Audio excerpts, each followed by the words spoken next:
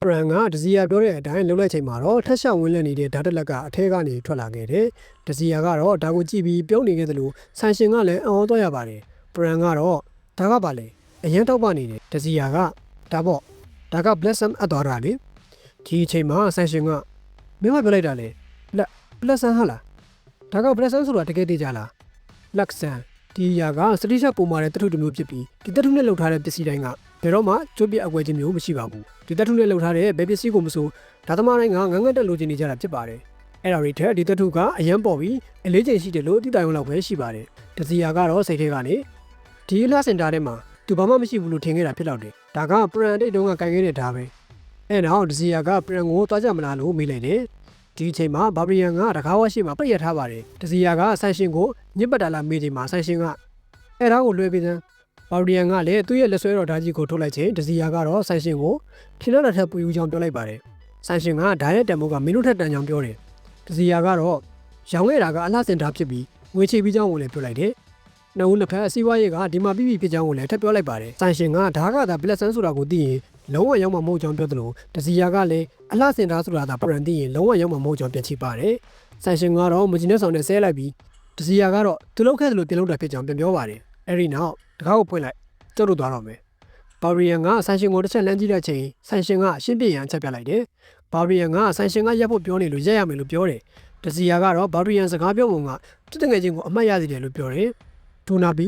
မင်းစင်ပြေလားဆိုတာငါသိချင်မိတယ်ဒစီယာအတွေးဝင်နေချိန်ဘာဘရီယန်ကယုံကြည်သူ့ရတဲ့နဲ့ခေါ်ပွင့်လိုက်တယ်ဒစီယာအတားလေးချောင်ပြတာကြောင့်ဘာဘရီယန်ကအောင်းသွားရပါတယ်ဆန်ရှင်ကမြ мян တက်ဖို့အော်ပြောနေတာကြောင့်ဘာဘရီယန်ကနားလေကြောင်ပြောပြီးတိုက်ဖို့ပြင်တယ်ဒီအချိန်မှာပရန်က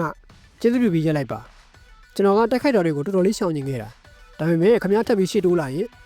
ကျွန်တော်ခမ ्या ကိုလည်းလေးဖြတ်ခွင့်ပေးမှာမဟုတ်ဘူးဆန်ရှင်ရောဘာဘရီယန်မှာအကြောင်းရသွားသလိုဒစီယာကလည်းပရန်တီယာရဲ့လာမေးပါတယ်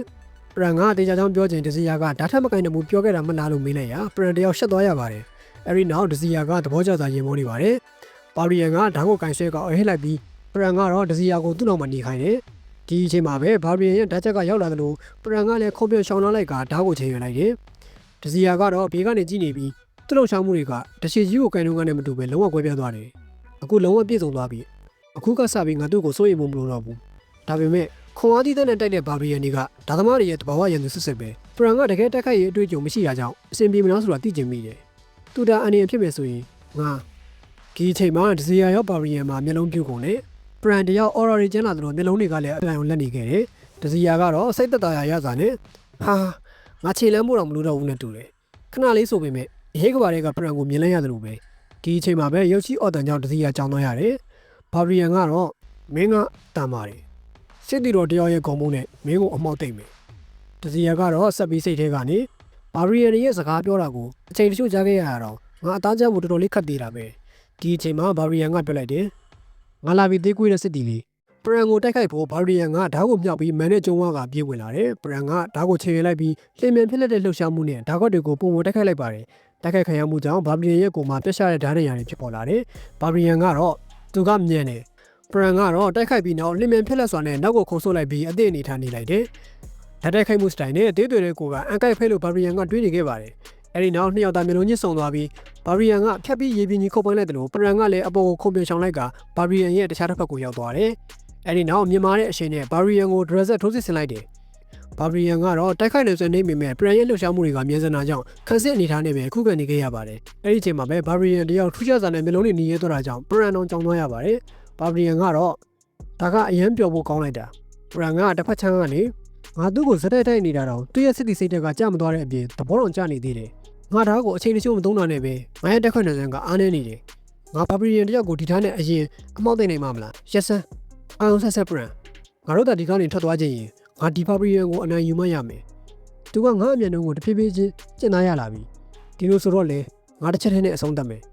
သူ့ရဲ့အရေးပါတဲ့နေရာကိုဥတီးရမယ်အဲဒီနောက်ပရန်ကတေကွင်းတူကကိုချိန်လိုက်ပြီးဒုံထိုးဝင်ရောက်လာတယ်ပရန်ထိုးသွင်းတော့မဲ့အချိန်မှာဘာဘရီယန်ကတွေးတာအရင်များတယ်တက်ခိုက်နေတော့မှငါအားလုံးကိုမြင်နိုင်တယ်ကွာမင်းကဘယ်ကိုလာပြီးဥတီးနေတာလဲအော်တန်နဲ့တူဘာဘရီယန်ရဲ့အားပါတဲ့တင်မြန်တက်ကွက်အောက်မှာပရန်တယောက်နောက်ပြန်လန်သွားပြီးလဲကျကပါဇက်ကလည်းသွေးနဲ့ငယ်အန်ထုတ်လိုက်ရတယ်လက်ထဲကဓာတ်ကလည်းလွတ်ကျသွားသလိုလေးဘက်ထောက်နေပြီးရေဘက်ကိုကန်ကငါအသက်ရှူလို့မရဘူးငါဒီမှာရှုံးလို့မရဘူးပရန်ကဓာတ်ကိုပြန်ကောက်ဖို့လုပ်နေချိန်ဒစီယာကငါဘာဘရီယန်ပေါ်ရှော့တက်တာများတော့တာလား ငါပရန်ကိုတရားထပ်ပြီးရမခံနိုင်ဘူးအဲ့ဒီနောက်အော်ပြောလိုက်တယ်ပရန်မင်းရလိုက်လို့ရဒစီယာစကားမဆုံးခင်မှာပရန်ကကျွန်တော်ဆင်ပြေတယ်ကျွန်တော်ဒါကိုလုပ်နိုင်တယ်အဲ့ဒီနောက်စိတ်ထဲကနေအကိုကတကယ်မှန်းဆဖို့ခက်ခဲတာပဲအကိုအစတည်းကအကုန်သိထားပြီးသားမလားဒီဓာတ်ကဘလို့မျိုးစားလဲဆိုတာကိုအကိုသိခဲ့ပြီးသားပဲ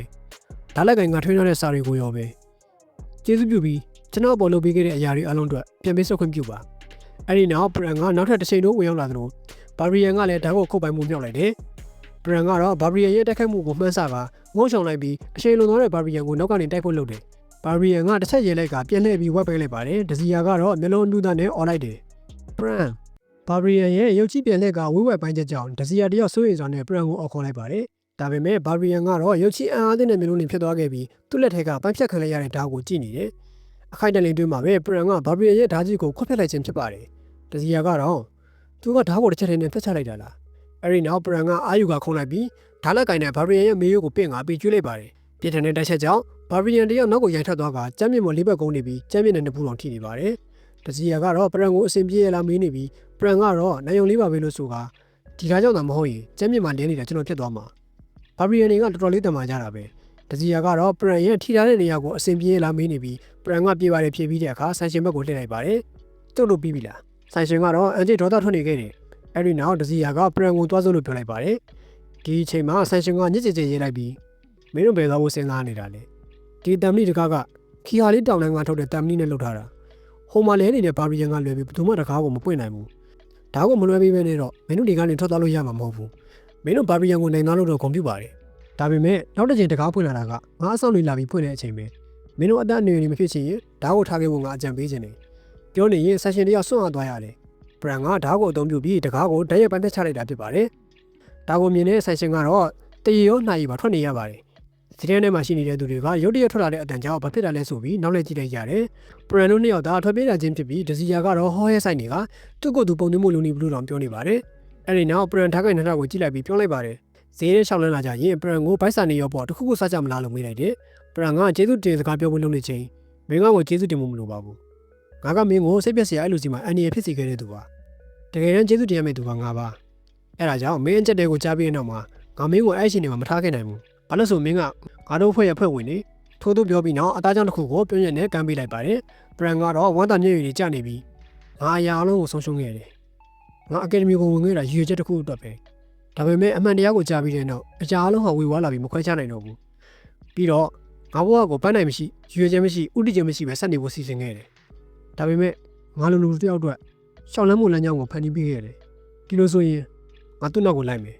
အကိုဒီစီယာရှာပေးတဲ့လမ်းကြောင်းငါအပြင်ငါအတွက်ခြံထားခဲ့တဲ့စကလုံးတွေနဲ့အတူနောက်တစ်ချိန်စုပ်ကိုင်းမယ်အက်ဖာဒန်ရဲ့အထူးစားတော့ခန်းမှာဖြစ်ပါတယ်ရိုမန်နီကာတယောက်တန်တလုံးကိုမှီပြီးတယောက်ကိုစောင့်နေတယ်လို့အက်ဖာဒန်တို့တွေကလည်းပီတာတန်ကလူတာလို့ပေါ့စီပြောနေကြတယ်ရိုမန်နီကာတယောက်တပင်းချလိုက်ချိန်တယောက်ခေါ်တဲ့ကိုကြားလိုက်ရတယ်သူကတော့ဒေါနိုဝင်ဖြစ်ပြီးအကြာကြီးစောင့်လိုက်ရလားလို့ရိုမန်နီကာကိုမေးလိုက်ပါတယ်